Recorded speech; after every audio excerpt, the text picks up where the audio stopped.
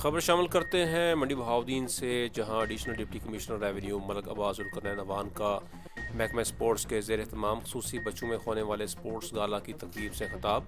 جیتنے والے خصوصی بچوں میں انعامات بھی تقسیم کیے۔ مزید تفصیلات وہاں موجود ہمارے نمائندے عنایت اللہ انجم کلیر سے جانتے ہیں۔ جی عنایت اللہ، ہمیں بتائیے کیا صورتحال ہے؟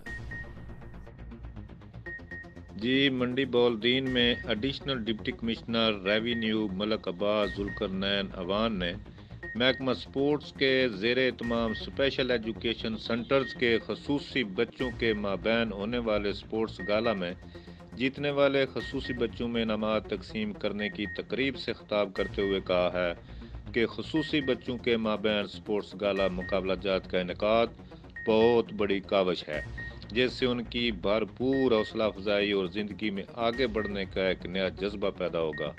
ان کا کہنا تھا کہ کھیلیں بچوں میں برداشت، نظم و ضبط اور مل جل کر کام کرنے کا جذبہ پیدا کرنے کے ساتھ ساتھ بچوں کی کردار سازی میں نمایاں کردار ادا کرتی ہیں۔